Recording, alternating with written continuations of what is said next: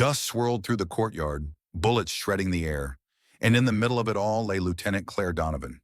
Blood pooled beneath her torn uniform, one leg barely holding. To the SEALs, she had always been just a quiet liaison. Paperwork, logistics, nothing more. But as bullets shredded the air, she lifted her head and called out enemy positions with a clarity that froze even the medic. Her voice cut through chaos, sharper than any command, saving lives one instruction at a time. Then when the enemy closed in, she dragged herself across open ground, knife in hand, and struck with brutal precision. In that instant, the question every man carried but dared not ask became impossible to ignore. Who was she really? And why had no one seen it until now? The sun over Afghanistan never rose gently. At Firebase Malachi, it arrived like a hammer, unforgiving, harsh, and immediate. By the time the Chinook rotors thundered down on the landing zone, the dust had already turned the air into a golden fog. From that fog stepped Lieutenant Claire Donovan, a woman who looked more like she was arriving late to a staff meeting than walking into a war zone. She carried a single olive-green rucksack slung over one shoulder, her boots hitting the dirt with a weary certainty that spoke of miles already traveled. No fanfare, no salute, no attempt to make an impression. Just a slow exhale, a tightening of the straps, and a steady walk toward the cluster of SEALs waiting for their next mission brief. To them, she was a disruption. "Who's the Army liaison?" one SEAL muttered, not bothering to lower his voice. Another smirked. "Probably here to count batteries or tell us how to file the paperwork when we're done." The small circle of men chuckled, the kind of laughter that wasn't openly cruel, but cut deeper precisely because of its casual dismissal. Claire didn't flinch. She stood with her hands folded behind her back, eyes fixed somewhere past the team leader's shoulder, her posture neither defensive nor confrontational, merely silent. To most, that silence read as weakness, as irrelevance. They looked at her and saw someone harmless, unnecessary wait for a mission already burdened with risk. And yet there were details, subtle, easy to miss if you weren't looking. Her boots weren't new issue. They were worn down at the seams, creased from endless marches across terrain that punished shortcuts. The palms of her hands carried thin, pale scars that did not come from shuffling papers or lifting boxes. And her eyes, those sharp, restless eyes, didn't track the briefing officer the way everyone else's did. They skimmed exits, blind corners, potential sightlines. If a door creaked open, she knew before anyone else turned their head. But those signs were invisible to the men who had already made up their minds. She wasn't one of them. Therefore, she was nobody. Sergeant Briggs, a towering Texan with the swagger of someone convinced the world bent around his gravity, leaned against a wall during introductions. He gave Claire a slow up and down look, then smirked. "You ever been in a firefight, Lieutenant?" His tone made it clear he already had an answer in mind. Claire's reply was quiet, simple. "Sometimes." The smirk grew into a laugh. "Sometimes? What does that mean? You shoot paper targets or actual people?" She didn't respond. Her silence was her shield, and though it unsettled Briggs for a moment, he turned it into a bigger joke, slapping one of his teammates on the back as if to say, "See? Just what I thought." When the mission briefing began, Claire took her seat at the back of the room. Clipboard balanced on her knee, she wrote without hesitation, but spoke only when directly addressed. While the others swapped jokes or commented on strategy, she absorbed everything with the calm detachment of someone who knew more than she let on. Yet the SEALs saw only what they wanted, a logistics officer playing soldier. During weapons check, Collins cracked, "Better make sure she knows which end the bullets come out of." More laughter. Claire ignored it, eyes steady, expression unreadable. There is something cruel but universal about first impressions. Human beings, whether in war or in civilian life, are quick to categorize. A face, a uniform, a posture. Those are the metrics we use to decide who is valuable and who is not. Claire Donovan failed every visible test. No flashy insignia, no battle-worn multicam, no aggressive banter to prove she belonged. She became, in their minds, the background, a warm body who happened to carry a weapon, not someone who would change the outcome of a mission. And this, perhaps, was her greatest camouflage. What strikes me most, looking at this moment in hindsight, is how often society does this to people. We look at the quiet coworker in the corner office and assume they have little to contribute. We dismiss the older mechanic because his hands shake, forgetting that experience often outweighs youth. We judge competence not by substance but by presentation. Uniforms, titles, confidence projected like armor. Claire Donovan embodied this paradox. To the untrained eye, she was nothing more than a liaison with faded patches. But to anyone who had truly watched her, even for a few minutes, the truth was there. The way she handled her gear with muscle memory, the subtle way her eyes mapped every exit, the quiet endurance etched into her posture. The SEALs didn't see it, not yet. And maybe that was the point. Heroes don't announce themselves. They are revealed piece by piece under the weight of crisis. For now, Claire remained what they all believed her to be. Just a liaison, just logistics, just paperwork and boots. But the battlefield has a way of stripping away illusions. And soon these same men who laughed at her presence would be depending on her silence, her scars, her sharpened eyes. In less than 48 hours, they would no longer ask who she was. They would be asking how they had ever failed to see her at all. The convoy had been moving for less than an hour when the world tore open. One moment the air was heavy with heat and the distant thrum of diesel engines. The next it was swallowed by fire and sound. A buried IED detonated beneath the lead vehicle, throwing dirt, shrapnel, and men into the air in a violent arc. The blast shook the ground like an earthquake, scattering stone and dust across the narrow street of the abandoned village. For the SEALs, chaos became instant reality. Screams mixing with gunfire, orders drowned by the stutter of machine guns from hidden positions. Corpsman Daniel Reeves, crouched low against the shattered wall of a courtyard, felt his chest seize with the familiar dread of an ambush. He heard the cries over comms, the clipped shouts for cover, the desperate call for a medic. Ahead of him, Sergeant Red Jensen lay sprawled, his legs shredded, blood soaking through the fabric faster than Reeves's hands could apply pressure. Reeves worked mechanically, tourniquet, gauze, pressure, his training carrying him through the horror. But then, out of the corner of his vision, he caught sight of another figure, Lieutenant Claire Donovan. She was half buried under collapsed masonry from a nearby wall, her uniform already dark with blood.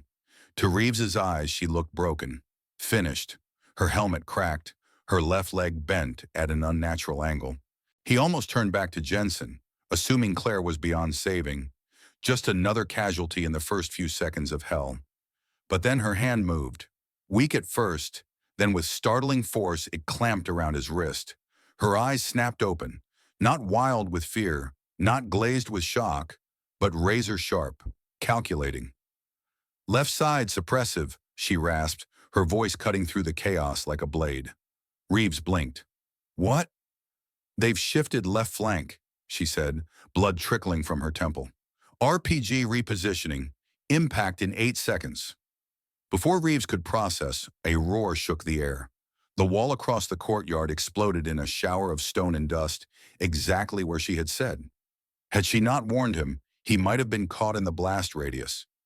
Reeves pulled her deeper under the cover of rubble, staring at her with something between disbelief and awe. "You've been combat trained," he muttered, but Claire wasn't listening to him. Her eyes scanned the battlefield, pupils darting from muzzle flashes to shadowed windows. She was counting, measuring. "Secondary shooters, elevated position," she murmured, as though narrating to herself. 3-round bursts. They're baiting for triangulation. You've got 90 seconds before they collapse this position entirely." Reeves followed her gaze and realized she was right. She was seeing patterns he hadn't even noticed. Movements between the smoke, the rhythm of enemy fire, the telltale pause of a reloading belt fed. This wasn't guesswork. It was battlefield literacy at the highest level. And the SEALs, scattered and pinned, were too consumed by the chaos to see it. Reeves keyed his comms, relaying her instructions as though they were his own observations.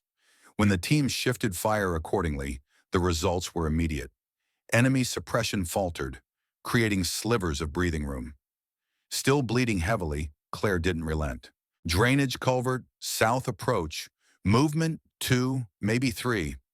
Reeves squinted, saw nothing. Yet seconds later, shadows broke from the culvert, insurgents rushing forward, only to be cut down by the SEALs who'd redirected fire on her call. Reeves's breath caught in his throat. How the hell did you experience? She said simply. Then her body sagged back against the rubble, her breathing shallow but her eyes unblinking, still scanning. At that moment, the medic realized he wasn't dealing with a liaison at all. She wasn't some misassigned officer shuffling papers. She was something else, something entirely hidden beneath the camouflage of insignificance. And right here, in the dirt and blood of an ambush, her truth was surfacing whether she wanted it or not. What makes this moment so powerful is the context. In calm, ordered situations, people can hide behind roles and expectations. A uniform with faded insignia, a clipboard, a silence mistaken for timidity, all these can mask what lies beneath. But chaos strips illusions bare. When bullets fly and lives are measured in seconds, the truth of who a person is becomes unavoidable. Claire Donovan had been underestimated, mocked, dismissed. Yet here she was, broken and bleeding, still reading the battlefield with a precision that surpassed trained operators. It's a reminder that competence doesn't always wear the loudest badge. Sometimes it lies quiet, waiting. And when the world breaks apart, it speaks with authority that no one can ignore. Reeves adjusted her bandage, noting again how she corrected his technique with clinical accuracy, even while half-conscious. You angled it wrong, she whispered, nodding faintly toward the wrap. He fixed it, and the bleeding slowed. She was right again. Every time. For the SEALs, survival in that courtyard was no longer just about their firepower or tactics. It was about listening to the wounded liaison they had written off. Each command she gave turned the tide incrementally, carving moments of survival from what should have been a death sentence. Reeves couldn't shake the thought, if she hadn't been here, if she hadn't spoken, how many of them would already be dead? And that's the lesson buried in this act of the story. War in its brutal way exposes reality. Titles, reputations, appearances, they crumble in the dust of an ambush. All that remains is ability. Claire Donovan's ability, hidden beneath the mask of logistics, emerged in the very moment others expected her to be useless. And in doing so, she revealed a truth as sharp as the bullet slicing the air. Sometimes the quietest person in the room holds the knowledge that saves everyone else. The ambush showed no sign of easing. Gunfire rattled like an unending drumbeat, echoing off the shattered walls of the compound. Smoke stung the eyes, dust choked the throat, and still the enemy pressed in. For every burst of suppressive fire the SEALs managed, there came another from unseen angles. The courtyard was a kill box, and everyone knew it. Lieutenant Claire Donovan should have been immobile. By every measure of battlefield medicine, her leg alone was enough to keep her pinned. Yet as Corpsman Daniel Reeves crouched beside her, trying to keep pressure on the wound, she was already pushing herself upright. Her face was pale, sweat and blood streaking down her temple, but her eyes blazed with a clarity that left no room for argument. "I can move," she muttered. Reeves shook his head. "No, you can't. Stay down." But she was already dragging herself forward, her right leg bracing, her left trailing uselessly behind. It wasn't desperation that drove her. It was purpose. She glanced across the courtyard, scanning for openings in the chaos, then looked back at Reeves. "Cover fire north wall. 3-second bursts. I'll guide the breach." Reeves almost laughed at the absurdity of it. She was bleeding out, yet she spoke like a commander. But before he could argue again, her voice sharpened. "Do it, Corpsman!" And somehow he did. Signaling the SEAL nearest the rubble, Reeves called for fire on the north wall. The team responded without hesitation, their rounds sparking against stone and forcing enemy shooters to duck back. Claire used the distraction to drag herself toward better cover, each movement agonizing but deliberate. She never wasted energy, never faltered. Every pause had calculation behind it, like she was playing a game of chess with death itself. From her new position, she scanned again. 2 in the shadows, southeast balcony, she said, voice calm despite the noise. The SEALs shifted fire, but none of them had seen what she saw, not until 2 insurgents stepped into the open and were cut down instantly. Heads turned toward her, disbelief, then recognition. It happened again and again. Where others saw only dust and chaos, Claire saw patterns, tiny shifts of movement, the gleam of metal, the rhythm of fire. She began guiding the team with precise instructions: when to suppress, when to move, which angles were traps and which held opportunity. Slowly, impossibly, the SEALs began to trust her. Window, second floor, left of the stairwell, sniper. The shot came a heartbeat later, just as she predicted. Without her warning, someone would have been killed.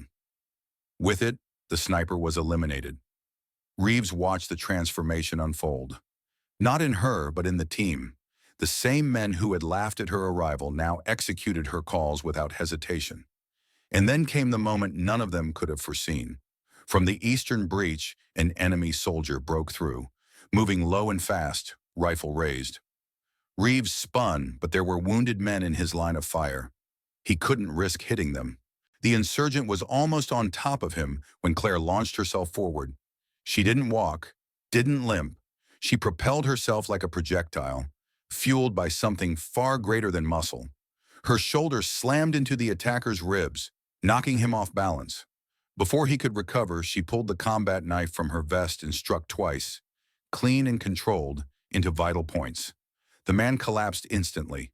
The courtyard fell into a stunned silence, just for a second. Even Reeves froze. The image seared into his mind. Claire Donovan, bleeding, half broken, crouched over the fallen enemy, with her blade still dripping. She exhaled, wiped the knife clean with mechanical precision, and pushed herself back against the wall as if nothing extraordinary had happened. Reeves knelt beside her, staring. Jesus Christ, where did you learn to do that? She didn't answer. She just pressed the knife back into its sheath and muttered, "Back to your sector, Corpman." The authority in her voice was undeniable, and Reeves obeyed without another word.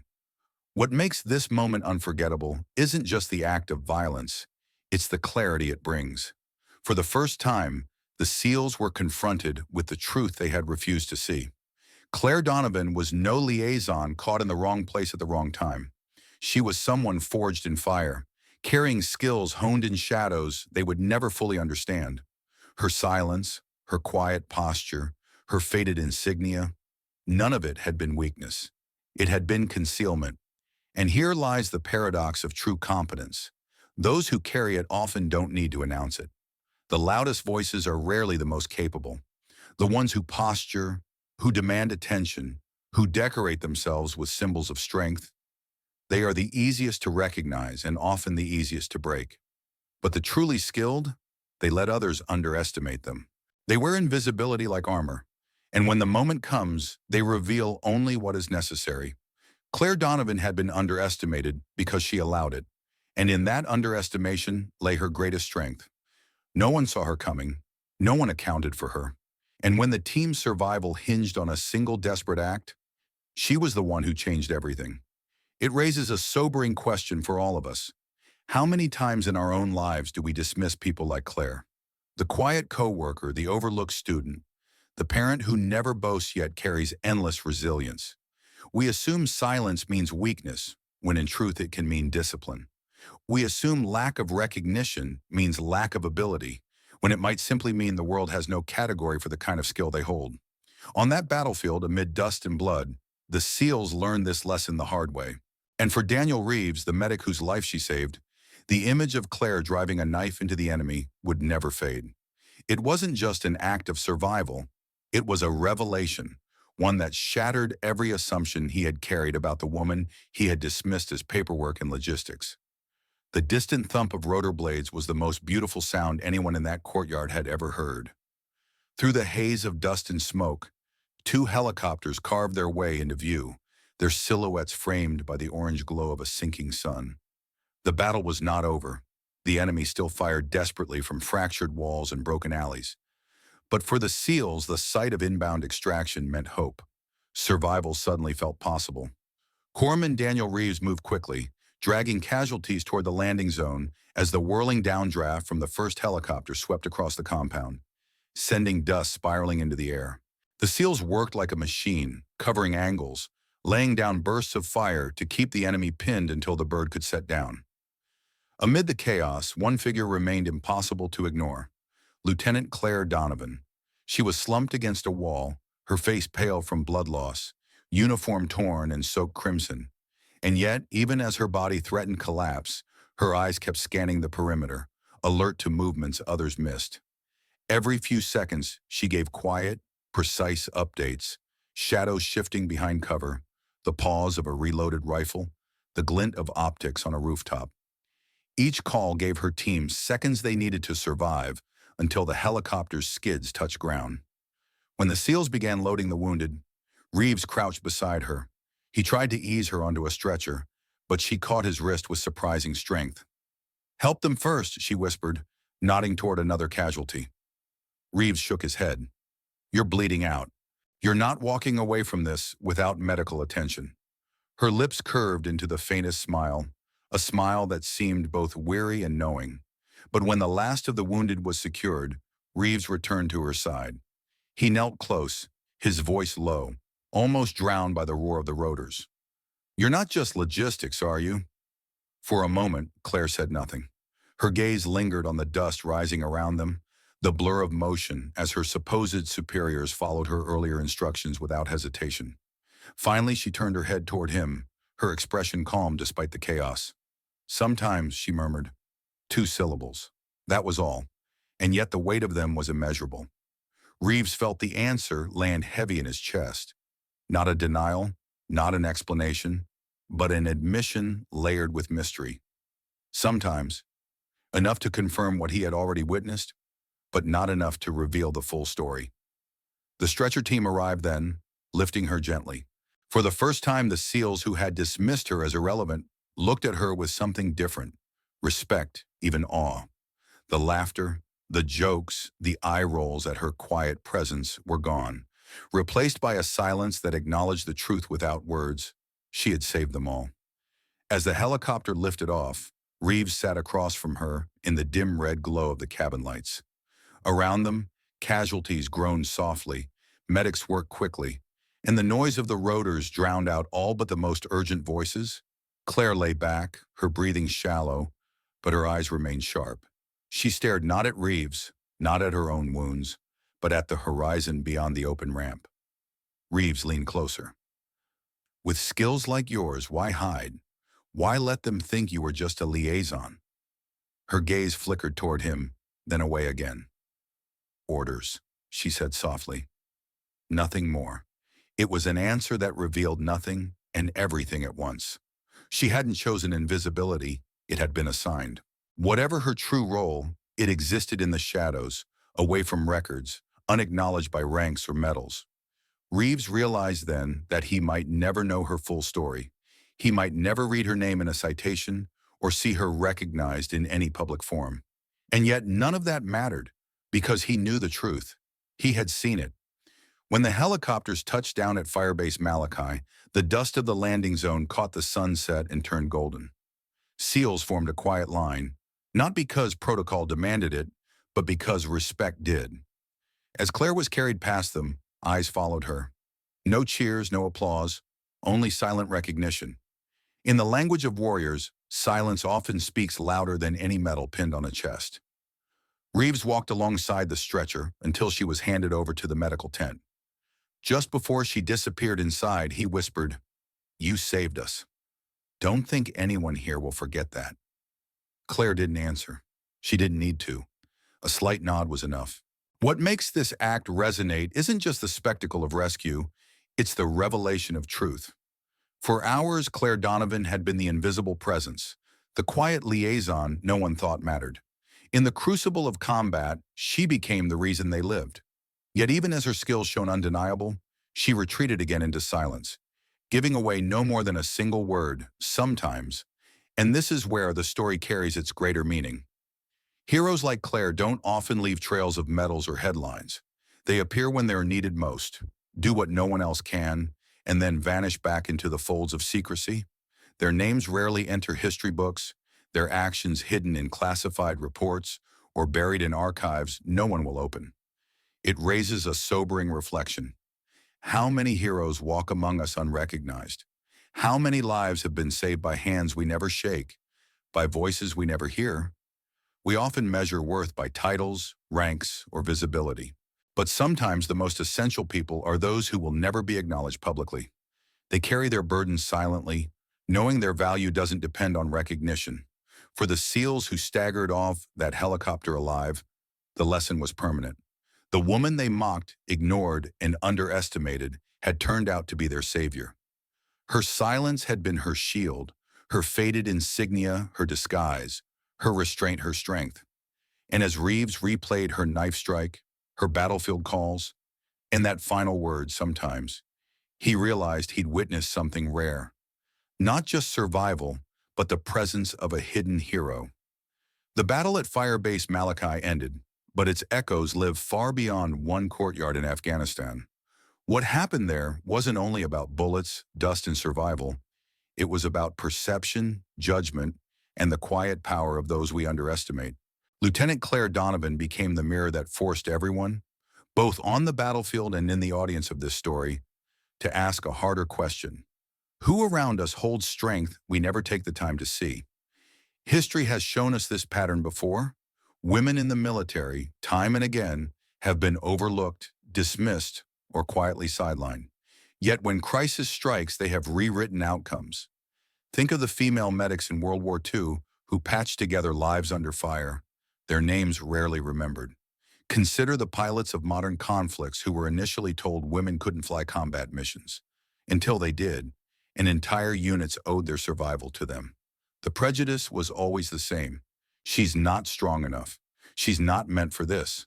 But when reality tested those assumptions, they proved otherwise. Claire Donovan's story isn't unique in that sense. It is part of a much larger truth, and it doesn't stop with the military. In our everyday lives, the same blindness persists. How many times do we dismiss someone because of how they look, the job title they carry, or the silence they keep? The quiet student at the back of the classroom may hold ideas that change the future. The neighbor who never speaks up might be carrying stories of resilience we could learn from. Even in families, the person we take for granted, an aging parent, a quiet sibling, a friend who never boasts, may hold a strength that has already carried us through storms we never recognized. The tragedy is not that such people exist. The tragedy is that we so often fail to see them until the moment of crisis. Just as the SEALs realized Claire wasn't dead weight, but their savior, we too often wait until the explosion in our own lives forces us to recognize who has been holding us up all along. So let me ask you directly, if you had been there, would you have trusted Claire? Would you have listened to her calm, precise words as she bled into the dirt? Or would you have dismissed them as the ramblings of someone out of her depth? It's easy after the fact to say you would have believed her. But in the moment, with adrenaline pounding and assumptions clouding judgment, would you have recognized her strength? And here's the larger question. How many people around you, right now, carry hidden power you don't see? Think of your workplace, your community, even your own family. Who have you written off as just something? Just a clerk, just a student, just a parent, just a neighbor? What if that person is the one who, when the world collapses, will save everything you hold dear? The lesson of Claire Donovan is not only about war, it is about perspective. Competence doesn't always announce itself. Strength doesn't always roar. Sometimes it sits quietly in the back row, worn boots under the table, waiting. And when the moment arrives, it changes everything. So the next time you find yourself judging someone by their silence, their title, or the surface of what you see, remember this. Claire was invisible until she wasn't. The SEALs laughed until they listened, and lives were spared because one underestimated woman chose to act. What about you? Who in your life is quietly stronger than you've ever realized? And will you notice before the crisis comes? And so, as the dust of this story settles, we're left with a truth that reaches far beyond one battlefield. Real strength doesn't always roar, and real competence doesn't always wear a badge or shout for recognition. Lieutenant Claire Donovan showed us that the most powerful force in the room might be the one no one notices until the moment that force saves lives. Her story is a reminder that ability doesn't need to be loud. It simply needs to be present, steady, and ready when the world demands it. But this isn't just about her. This is about us. Each of us has, at one point, underestimated someone in our lives. Maybe it was a colleague who never spoke up in meetings until their idea changed everything. Maybe it was a family member whose resilience only became clear in a crisis. Maybe it was a friend who seemed ordinary until the day their quiet strength carried everyone through. I want to invite you into this conversation. Have you ever been surprised by someone others wrote off? Have you ever dismissed someone only to realize later they were far more capable than anyone imagined?